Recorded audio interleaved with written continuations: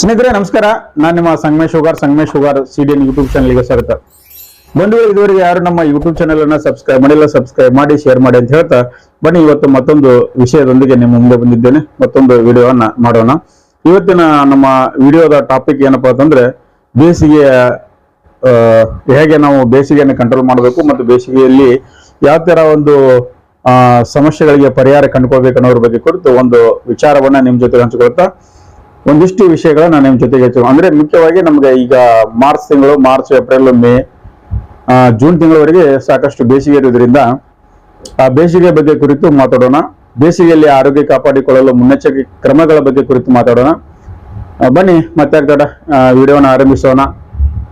ಸ್ನೇಹಿತರೆ, ಇದುವರೆಗೆ ಯಾರು ನಮ್ಮ ವಿಡಿಯೋನ ಸಬ್ಸ್ಕ್ರೈಬ್ ಮಾಡಿಲ್ಲ ಆದಷ್ಟು ಸಬ್ಸ್ಕ್ರೈಬ್ ಮಾಡಿ ಮತ್ತು ಹೆಚ್ಚು ಜನರಿಗೆ ಶೇರ್ ಮಾಡಿ ಒಳ್ಳೆ ಮಾಹಿತಿಯನ್ನು ನಾನು ನಿಮ್ಗೆ ಕೊಡುವಂತ ಪ್ರಯತ್ನ ಮಾಡ್ತೀನಿ ಅಂತ ಹೇಳ್ತಾ ಬನ್ನಿ ಈಗ ಬೇಸಿಗೆಯಲ್ಲಿ ಆರೋಗ್ಯವನ್ನು ಕಾಪಾಡಲು ಮುನ್ನೆಚ್ಚರಿಕೆ ಕ್ರಮಗಳು ಯಾವ್ಯಾವ ಅನ್ನೋದ್ರ ಬಗ್ಗೆ ನೋಡೋಣ ಅಂತ. ಮುನ್ನೆಚ್ಚರಿಕೆ ಕ್ರಮಗಳು ಯಾವ್ಯಾವಪ್ಪ ಅಂತಂದ್ರೆ ಫಸ್ಟ್ನೇದು ಮಕ್ಕಳ ಬಗ್ಗೆ ಮಾತಾಡೋಣ. ಅಂದ್ರೆ ಮಕ್ಕಳ ಕುರಿತು ಮಕ್ಕಳಿಗಾಗಿ ಯಾವ್ಯಾವ ಮುನ್ನೆಚ್ಚರಿಕೆ ಕ್ರಮಗಳನ್ನ ಕೈಗೊಳ್ಳಬೇಕು ಅನ್ನೋದ್ರ ಬಗ್ಗೆ ಕುರಿತು ನಾನು ಹೇಳ್ತಾ ಹೋಗ್ತೀನಿ. ಮಕ್ಕಳನ್ನ ಬಿಸಿಲಿಗೆ ಹೆಚ್ಚು ಹೊರಗಡೆ ಆಟ ಆಡ್ಲಿಕ್ಕೆ ಬಿಡದೇನೆ ಸಾಧ್ಯ ಆದಷ್ಟು ಮನೆಯಲ್ಲೇ ಅವರಿಗೆ ಇರುವಂತ ವ್ಯವಸ್ಥೆ ಮಾಡಬೇಕು. ಬೆಳಗ್ಗೆ 10 ಗಂಟೆಯಿಂದ ಸಾಯಂಕಾಲ 4 ಗಂಟೆವರೆಗೆ ಸೂರ್ಯನ ಕಿರಣಗಳಿಂದ ದೂರವಿರಿಸುವಂತ ಪ್ರಯತ್ನ ಮಾಡಬೇಕು. ಯಾಕಂದ್ರೆ ಬೆಳಗ್ಗೆ 10 ಗಂಟೆಯಿಂದ 4 ಗಂಟೆವರೆಗೆ ಸಾಕಷ್ಟು ಪ್ರಮಾಣದ ಬಿಸಿಲು ಹೆಚ್ಚಾಗಿರೋದ್ರಿಂದ ಮಕ್ಕಳನ್ನ ಹೊರಗಡೆ ಬಿಡದೇ ಇರೋದು ಉತ್ತಮ ಅಂತ ಹೇಳ್ಬೋದು. ಮತ್ತೆ ಶಾಲೆಗೆ ಹೋಗುವಾಗ ಟೋಪಿ ಅಥವಾ ಮುಸುಕುದಾರಿ ಹಾಕಿಸಬೇಕು. ಅಂದ್ರೆ ಈಗಿನ್ನು ಏಪ್ರಿಲ್ 10ರವರೆಗೆ ಸ್ಕೂಲ್ ಇರೋದ್ರಿಂದ ಮಕ್ಕಳಿಗೆ ಸಾಧ್ಯವಾದಷ್ಟು ಒಂದು ಕ್ಯಾಪ್ ಅಥವಾ ಟೆಪಿಗೆಯನ್ನು ಹಾಕೊಂಡು ಶಾಲೆಗೆ ಕಳಿಸುವಂತ ವ್ಯವಸ್ಥೆ ಮಾಡಬೇಕು. ಜೊತೆಗೆ ಮಕ್ಕಳಿಗೆ ಹೆಚ್ಚು ನೀರು ಕುಡ್ಲಿಕ್ಕೆ ಹೇಳ್ಬೇಕು. ಹೆಚ್ಚು ನೀರು ಕುಡಿಯೋದ್ರಿಂದ ಶರೀರ ಆರೋಗ್ಯವಾಗಿರ್ತೈತೆ ಅಂತ ಹೇಳ್ಬೋದು. ಜೊತೆಗೆ ತಂಪಾಗಿಡಲು ಅಂದ್ರೆ ದೇಹ ತಂಪಾಗಿಡಲು ಹಗಲು ಹೊತ್ತಿನಲ್ಲಿ ದಿಢೀರ್ ಆಟವಾಡದಂತೆ ನೋಡ್ಕೊಳ್ಬೇಕು. ಅಂದ್ರೆ ಹೆಚ್ಚು ಬಿಸಿಲಾಗಿ ಆಟ ಆಡೋದ್ರಿಂದ ರಾತ್ರಿ ಮಕ್ಕಳಿಗೆ ಆಯಾಸ ಆಗಿ ಸ್ವಲ್ಪ ತೊಂದರೆ ಆಗುವಂತ ಚಾನ್ಸಸ್ ಹೆಚ್ಚಾಗಿರ್ತೈತಿ. ಹಾಗಾಗಿ ಇದು ಮಕ್ಕಳಿಗೆ ಮುನ್ನೆಚ್ಚರಿಕೆ ಕ್ರಮವಾಗಿ ನಾವು ತೆಗೆದುಕೊಳ್ಳಬೇಕಾದಂತ ಕೆಲವು ಕ್ರಮಗಳಂತ ಹೇಳ್ಬೋದು. ಜೊತೆಗೆ ನಮ್ಮ ಮಹಿಳೆಯರು ಈ ಬಹಳಷ್ಟು ಬಿರು ಬಿಸಿಲಿನಲ್ಲಿ ಕೆಲಸ ಮಾಡುವವರು ಹಗಲಿನಲ್ಲಿ ತಾಪಮಾನದಲ್ಲಿ ಶಾರೀರಿಕ ಶ್ರಮವನ್ನು ಕಡಿಮೆ ಮಾಡಬೇಕು. ಅಂದ್ರೆ ಪ್ರಚಂಡ ಬಿಸಿಲು ಬಹಳಷ್ಟು ಬಿಸಿಲು ಇರೋದ್ರಿಂದ ಈ ಬಿಸಿಲಿನಲ್ಲಿ ಕೆಲಸ ಮಾಡುವವರು ಹಗಲಿನ ತಾಪಮಾನದಲ್ಲಿ ಶಾರೀರಿಕ ಕ್ರಮವನ್ನು ಕಡಿಮೆ ಮಾಡಬೇಕು. ಅಂದ್ರೆ ಹೆಚ್ಚಾಗಿ ಬಿಸಿಲಿಗೆ ಹೋಗದಂತೆ ನೋಡ್ಕೋಬೇಕು. ಜೊತೆಗೆ ಹಣ್ಣಿನ ರಸಗಳನ್ನು ಹೆಚ್ಚಾಗಿ ನಾವು ಸೇವಿಸಬೇಕು. ಮತ್ತ ಸಂಧಿವಾತ ಅಥವಾ ರಕ್ತದೊತ್ತಡ ಸಮಸ್ಯೆಗಳಿರುವವರು ವೈದ್ಯರ ಸಲಹೆ ಪಡೆಯೋದು ಉತ್ತಮ ಅಂತ ಹೇಳ್ಬೋದು.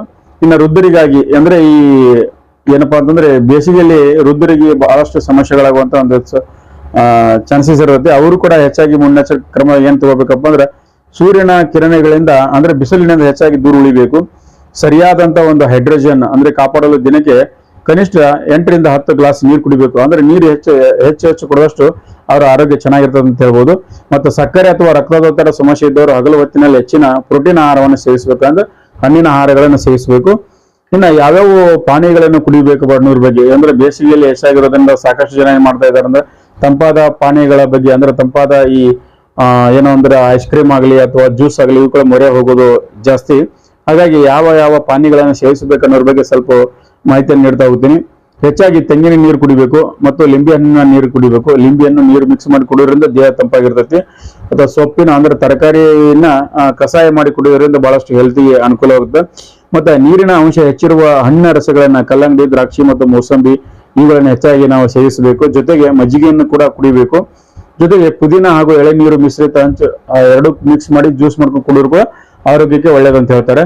ಜೊತೆಗೆ ಬೇಸಿಗೆಯಲ್ಲಿ ಏನೇನ ನಾವು ಇಲ್ಲಿವರೆಗೆ ಏನ್ ಕುಡಿಬೇಕಂತ ನೋಡಿದೇವೆ, ಇನ್ನು ಏನ್ ಸೇವಿಸಬಾರ್ದು ಅನ್ನೋದ್ರ ಬಗ್ಗೆ ನೋಡೋದಾದ್ರೆ ಬೆರೆಸಿಕೊಂಡ ಶೀತಲ ಪಾನೀಯಗಳು ಅಂದ್ರೆ ಸಾಫ್ಟ್ ಡ್ರಿಂಕ್ಸ್ ಏನ್ ಹೇಳ್ತಾರೆ, ಕೋಕೋ ಕೋಲಾ, ಪೆಪ್ಸಿ, ಮೆರಿಂಡಾ ಏನೇನು ಹೇಳ್ತಾರಲ್ಲ ಸಾಫ್ಟ್ ಡ್ರಿಂಕ್ಸ್ ಅಂತೇಳಿ ಅವೆಲ್ಲ ಕುಡಿಯೋದ್ರಿಂದ ಸ್ವಲ್ಪ ಅವಾಯ್ಡ್ ಮಾಡ್ಬೇಕು. ಯಾಕಂತಂದ್ರೆ ಅಲ್ಲಿ ಕೆಮಿಕಲ್ ಮಿಕ್ಸ್ ಇರೋದ್ರಿಂದ ಅದು ಒಂದ್ ಸ್ವಲ್ಪ ಆರೋಗ್ಯಕ್ಕೆ ಹಾನಿಕಾರಕ ಅಂತ ಹೇಳ್ಬೋದು. ಜೊತೆಗೆ ಹೆಚ್ಚು ಸಕ್ಕರೆ ಹೊಂದಿರುವಂತ ತಂಪು ಪಾನೀಯಗಳನ್ನು ಕುಡಿಬಾರದು. ಅಂದ್ರೆ ಈಗ ಶುಗರ್ ಇರೋರು ಅಥವಾ BP ಸ್ವಲ್ಪ ಹೆಚ್ಚು ಕಡಿಮೆ ಇರೋರು ಈ ಸಕ್ಕರೆ ಅಂಶ ಜಾಸ್ತಿ ಇರತಕ್ಕಂತ ತಂಪಾದ ಪಾನೀಯಗಳನ್ನು ಕುಡಿಯೋದನ್ನು ಕಡಿಮೆ ಮಾಡಬೇಕು. ಮದ್ಯಪಾನ ಮಾಡೋದನ್ನು ಬಿಡಬೇಕು ಬಿಸಿಲಿನಲ್ಲಿ. ಜೊತೆಗೆ ಚಹಾ, ಕಾಫಿ ಅಧಿಕ ಸೇವನೆ ಅಂದ್ರೆ ಜಾಸ್ತಿ ಹೆಚ್ಚಾಗಿ ಚಹಾ ಮತ್ತು ಕಾಫಿ ಕುಡಿಯೋದ್ರಿಂದ ಅದು ಕೂಡ ಆರೋಗ್ಯಕ್ಕೆ ಸಮಸ್ಯೆ ಆಗುತ್ತೆ. ಅದನ್ನು ಸಾಧ್ಯವಾದಷ್ಟು ಅವಾಯ್ಡ್ ಮಾಡ್ಬೇಕಂತ ಹೇಳ್ಬೋದು. ಇನ್ನು ಯಾವ ಆಹಾರವನ್ನು ಸೇವಿಸಬೇಕು, ಬೇಸಿಗೆಯಲ್ಲಿ ಯಾವ ಆಹಾರವನ್ನು ತಿನ್ನಬೇಕು ಅನ್ನೋದ್ರ ಬಗ್ಗೆ ನೋಡೋದಾದ್ರೆ ನೀರಿನ ಅಂಶ ಹೆಚ್ಚಿರುವಂತಹ ಹಣ್ಣುಗಳು, ಕಲ್ಲಂಗಡಿ, ದ್ರಾಕ್ಷಿ, ಸೀತಾಫಲ, ಸಪೋಟ ಇಂತಹ ಹಣ್ಣುಗಳನ್ನ ಪ್ರೋಟೀನ್ ಅಂಶಗಳನ್ನ ಜಾಸ್ತಿ ತಿನ್ನೋದ್ರಿಂದ ಆರೋಗ್ಯಕ್ಕೆ ಒಳ್ಳೆಯದಂತ ಹೇಳ್ಬೋದು. ಮತ್ತೆ ಕಡಲಿ, ಹುರುಳಿ, ಮೊಸರು, ಸಾಂಬಾರ ಹಸಿರು ಪುಡಿ ಅಂತ ಮೆಂತ್ಯ ಪಲ್ಯ ಮತ್ತು ಭತ್ತದ ಗಂಜಿ ಅಥವಾ ಸಿಹಿ ಶೀತ ಇಂಥವು ಜಾಸ್ತಿ ಆಹಾರವನ್ನು ಸೇವಿಸೋದ್ರಿಂದ ಆರೋಗ್ಯಕ್ಕೆ ಒಳ್ಳೆಯದಂತ ಹೇಳ್ಬೋದು.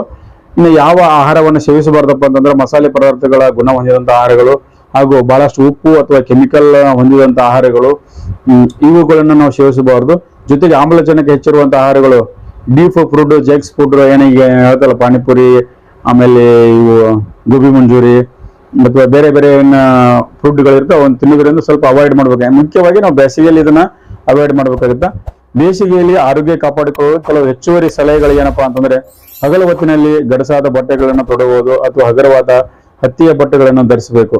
ಅಂದ್ರೆ ಗಡಸಾದಂತ ಬಟ್ಟೆಗಳನ್ನು ತೊಡಬೇಡಿ. ಅಂದ್ರೆ ಮೀನ್ಸ್ ಈ ಜೀನ್ಸ್ ಪ್ಯಾಂಟ್ ಅಥವಾ ಟೈಟ್ ಶರ್ಟ್ಗಳಾಗಲಿ ಅಥವಾ ಮಹಿಳೆಯರು ಬಹಳಷ್ಟು ಟೈಟ್ ಇದ್ದಂತ ಬಟ್ಟೆಗಳನ್ನು ಧರಿಸೋದ್ರಿಂದ ಏನಾಗುತ್ತೆ ಅಂದ್ರೆ ಮೊಡವೆಗಳಾಗಿರೋ ಬಕ್ಕೆಗಳಾಗುವಂತ ಅವಕಾಶ ಜಾಸ್ತಿ ಇರ್ತೈತಿ. ಸೊ ಸಾಧ್ಯವಾದಷ್ಟು ಅವಾಯ್ಡ್ ಮಾಡಿ ಮೈ ಮೇಲೆ, ಶರೀರದ ಮೇಲೆ ಹಗುರಿರುವಂಥದ್ದು ಮತ್ತು ಒಳ್ಳೆ ಗಾಳಿ ಆಡುವಂತ ಬಟ್ಟೆಗಳನ್ನು ಧರಿಸೋದ್ರಿಂದ ಆರೋಗ್ಯಕ್ಕೆ ಒಳ್ಳೆಯದು. ಮತ್ತು ಮನೆಯೊಳಗೆ ಪ್ರಾಕೃತಿಕ ಗಾಳಿ ಹರಿಯುವಂತೆ ನೋಡಿಕೊಳ್ಬೇಕು. ಯಾಕಂತಂದ್ರೆ ಮನೆಯೊಳಗೆ ಗಾಳಿ ಬರಲಿಲ್ಲಪ್ಪ ಅಂತಂದ್ರೆ ಬಹಳಷ್ಟು ಮನುಷ್ಯನಿಗೆ ಉಸಿರುಗಟ್ಟದಂಗೆ ಆಗುತ್ತೆ. ಹೆಚ್ಚು ಗಾಳಿ ಬರುವಂತೆ ಮಾಡಿಕೊಳ್ಬೇಕು. ಮತ್ತೆ ರಾತ್ರಿ ಹೊತ್ತು ಹೆಚ್ಚು ತೂಕವಾದಂತ ಭಾರವಾದಂತ ಆಹಾರ ಸೇವನೆ ತ್ಯಜಿಸಿ ಸ್ವಲ್ಪ ಸಾಫ್ಟ್ ಆಗಿ ಊಟ ಮಾಡ್ಕೊಂಡು ಮಲಗುವಂತ ವಿಚಾರ ಮಾಡಬೇಕು. ಜೊತೆಗೆ ಪ್ರತಿದಿನ 7 ರಿಂದ 8 ಗಂಟೆ ಸರಿಯಾಗಿ ನಾವು ನಿದ್ದೆ ಮಾಡೋದ್ರಿಂದ ಆರೋಗ್ಯಕ್ಕೆ ಕಾಪಾಡಿಕೊಳ್ಬೇಕು.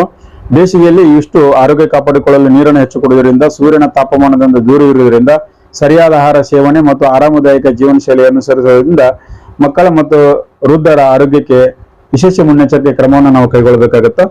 ಇವು ಈ ಬೇಸಿಗೆಯಲ್ಲಿ ನಾವು ಕೈಗೊಳ್ಳಬೇಕಾದಂತ ಮುನ್ನೆಚ್ಚರಿಕೆ ಕ್ರಮಗಳು ಮತ್ತು ಯಾವ ಆಹಾರಗಳನ್ನು ಸೇವಿಸಬೇಕು ಮತ್ತು ಯಾವ ಪಾನೀಯಗಳನ್ನ ಕುಡಿಬೇಕು, ಕುಡಿಬಾರದು ಅನ್ನೋದ್ರ ಬಗ್ಗೆ ನೋಡಿದ್ವಿ. ಇದಿಷ್ಟು ಇವತ್ತಿನ ಒಂದು ವಿಡಿಯೋದ ಮುಖ್ಯವಾದಂತಹ ವಿಷಯ. ಈ ವಿಡಿಯೋ ಹೇಗೆ ಅನಿಸ್ತಾ ಅನ್ನೋದ್ರ ಬಗ್ಗೆ ನಮ್ಮ ಕಮೆಂಟ್ ಬಾಕ್ಸ್ ಅಲ್ಲಿ ಬರೆದು ಕಳಿಸ್ರಿ. ಮತ್ತೆ ಮುಂದಿನ ವಾರ ಅಂದ್ರೆ ನೆಕ್ಸ್ಟ್ ವಿಡಿಯೋದಲ್ಲಿ ಮತ್ತೊಂದು ವಿಷಯದೊಂದಿಗೆ ನಿಮ್ಮ ಮುಂದೆ ಬರುತ್ತೇನೆ.